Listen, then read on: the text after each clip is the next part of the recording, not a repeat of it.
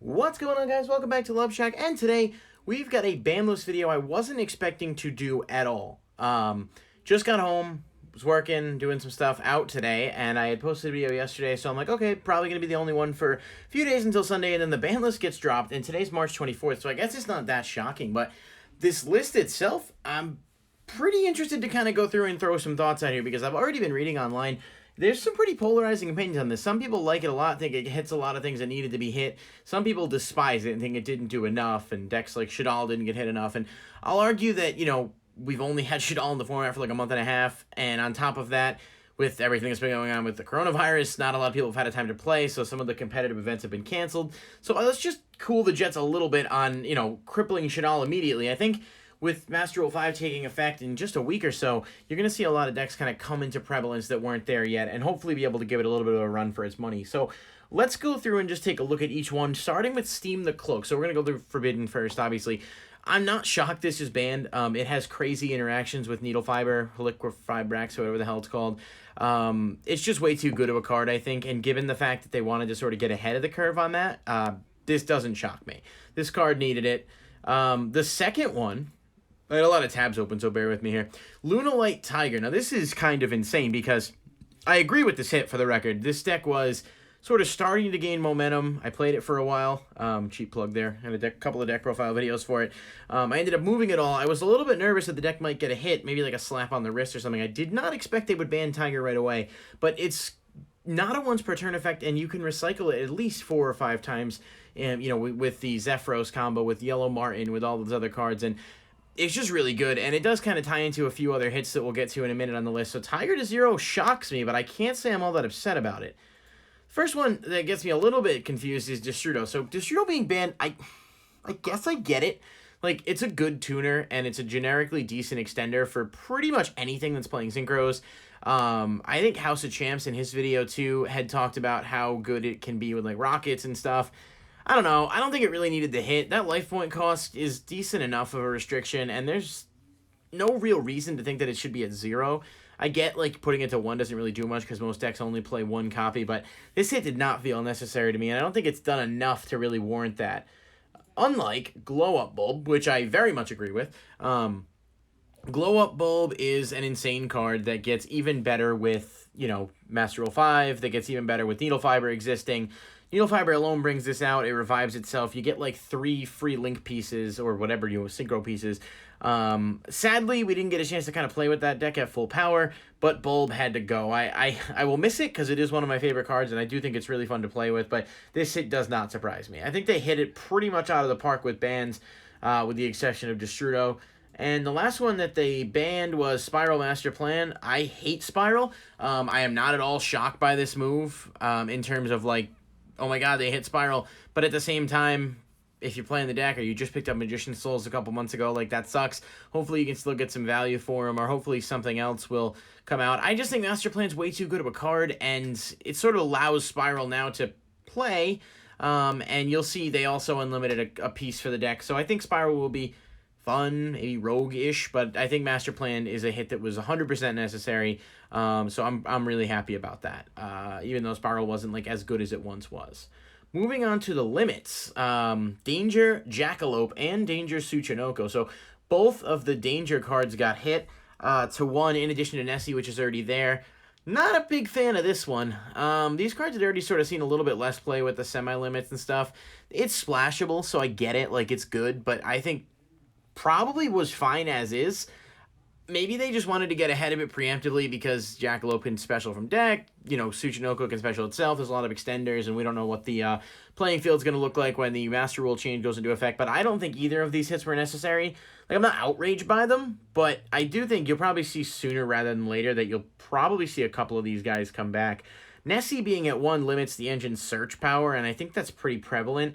I really don't think Jackalope needed it. I guess Tsuchinoko you could make a different argument for, but even that one I'm not a huge... I don't think it needed to. So I'm no on both of those. This is out of order a little. So here's one that people are very upset about. ABC Dragon Buster got limited to 1s. I hate this deck. I have an unfair, irrational bias against this deck, so I'm not at all upset that this card got hit to 1. I think ABC becomes incredibly good in the new format with Union Carrier, and I think even with it losing Buster, or 2 copies of Buster, it's still going to be really good. I definitely think people will still try to play this deck, and I think it'll still work. It's just the incredible consistency and board spamming you can do with 3 Dragon Buster versus just 1 is a pretty big difference. So I do not miss this. I say good riddance. I'm sorry. I'm pressing F to pay respects to any of you who were saddened by this. I am in on the Buster hit. I think it was preemptive, but I think it would have happened eventually. So we'll see how the deck does with just 1 copy.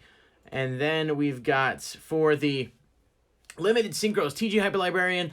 I called this happening once the Master Rule hit. This and Trishula, both limited to 1. This is just pretty much because it's such a plus generator, and you put one of these out, you drop a bunch of synchros like Formula, you draw a bunch of cards. Granted, like, it does take up extra deck space, so the argument some people made, well, who's going to play multiple librarians, or what's that going to do? Why chance it? Why enable some silly FTK or whatever where you can draw your whole deck? I think 1 is fine for this card. I think Trishula is fine at 1 as well. Some people were arguing for it to be banned outright. I am not in favor of that. I think it's pretty solid as a 1-of. Maybe that'll change once the Deep Sea archetype comes out, if there's some hand ripping going on and just some loops that cause your opponent to not be able to play, but can't really punish someone for something they haven't done yet. Of course, unless it's Dragon Buster, because fuck that card. Yeah, I'm a little biased there. So, here's another one. Moving on to the XCs, these are still limiteds here. Totally Awesome got limited. Now, this is not Totally Awesome at all. In fact, I'm very upset about it because I was just fucking around with Mermails and talking about how fun the Frog Engine's going to be and everything. And this is a crippling hit. Not for Mermail. I think Mermail will still be solid, but for, like, Paleo, Frogs in general, any water decks that were, like, able to use this as a boss monster of sorts, I just don't see that Toad needed the hit. Maybe I'm wrong. Maybe they were just worried about what kind of impact it might have, down the road, but I think this hit is kind of unwarranted. One of the few things on this list that I'm really like, why did this happen? That is Totally Awesome. I'm not happy about it. But it's still 1, and we'll see if it makes a difference. You can still make it with Bahamut Shark and stuff, so there's still ways to get it out. It's just the 1 copy makes it, a lot harder for decks that rely on Toad to sort of recur that resource on the next turn. And then here's another one, Zoodiac Trident. So, a disclaimer, I did not play during Zoo format, so I do not understand. I mean, I can not understand, like, I've done my research. I know exactly kind of what the card can do at this juncture, but I was not someone who lived through the nightmare that was this format and how every deck could play it and how the card was just incredibly, synergetic with everything. But I'm interested to see what happens. Even just looking around, I mean, the card itself has gone up quite a bit. I'm a little zoomed in. I'm doing this with my tablet here. This is a bit of a new territory for me, so bear with me here. But looking around, I mean, it's $7.99 for the cheapest copy that you can find. I think it'd be wise to grab these because I'm sure people will try to find a way to work them into the deck. Trident remains to be seen, but I don't have any problem with putting it to 1. We'll see where we go from there. Instant Fusion makes me sad because I, was playing it in Thunder Dragons, and it's just a generically good card. But again, because it's a generically good card, I think the hit to 1 is kind of why you see that happen. Not too much to say about it. I mean, it just, the fact that you don't have to link and you can just put it anywhere, in combination with so many new cards that have gone out, this card is always going to be good. I think the hard once per turn that it has going for it was enough of a restriction, but Konami felt otherwise. So, and I don't know, maybe this may be searchable or usable with Verte Anaconda too. I'm not sure about that. I'd have to actually look at it, but that's another thing. I guess maybe they're thinking, oh, you can mill it from deck and use the effect. I'm not sure. Instant Fusion I get, but at the same time I'm not thrilled about it. Mind Control I feel the same way about. It's still a really good card, and it's just a multiple use card. It's kind of like what Book of Moon was back in the day. I was actually going to bump this up in Unchained, but now that's not going to happen, so I guess that made that a little easier for me. Mind Control to 1 makes sense. I mean, there's not really a cost to it. You can take that monster. Back in the day, that non-tributing thing used to be problematic, but now it's just kind of like, okay, I can't tribute this, like, who cares? So yeah, I'm not super shocked by this hit. It does kind of make sense. But it is a little depressing because I was hoping to do some fun stuff with that in Unchained in the new format. And then the last limited card that we've got here is Zoodiac Barrage. So they giveth and they taketh away. They gave us back Dryden and then hit this. Again, I can't say it shocks me. It's so generically good. You can pop anything with it. It does have some seriously good combos in a lot of different decks. I guess they didn't want to take the risk of seeing it, 3 Barrage and 1 Dryden were going to be too problematic, so they just hit it preemptively. Same with, not Kaleido Chick, I'm sorry, Tiger getting hit. I mean, Tiger is a Beast Warrior. Lunalight had obvious synergy with Zoodiac, so I think they were trying to get ahead of it in a few different areas. So I can't say, again, that this is a stunner for me. But if those of you who picked up your Zoodiac Barrages previously may be a little disappointed now, although, I mean, still $6, they seem to be holding relatively strong for what it's worth. I think the card will hold its value a little bit because it may still see play in conjunction with Dryden. So we'll see what happens on Barrage. Semi-limiteds are not anything to really write home about. They limited Malicious again. It seems to happen all the time. So, like, one format he's not hit, deck sees a little bit of play, he gets hit, he comes off, the deck sees play, they hit him. Unfortunately, Malicious is just so generically good that I think 2 is probably the perfect place for it. I think semi-limited in general really should only be used for cards that interact with multiple copies of themselves, or things like Necroface or even Tour Guide, I guess, although I was in favor of Tour Guide coming off the list entirely, so, I mean, I'm in the minority on that. But, I mean, Malicious is probably going to come off the list on the next format anyway. With Synchros coming back, Xyz Fusion just being more prevalent with the Master Rule change, I just think this was a preemptive hit, just to sort of prevent any of that. They also... semi-limited Skystriker Mecha Widow Anchor. Engage is still banned. I don't think this is going to shake anything to its core. Skystriker got a new Link monster. Maybe they just wanted to promote it a little bit. I don't know that I would have done this move yet, because you have these people that are just obsessed with that deck and are going to do whatever they can to kind of force it to work. But it's fine, I think, for the time being. We'll see, a little bit down the road if this really starts to make a big difference, or if Striker gets even more support, then we may have to revisit this take, and I will classify it as bad.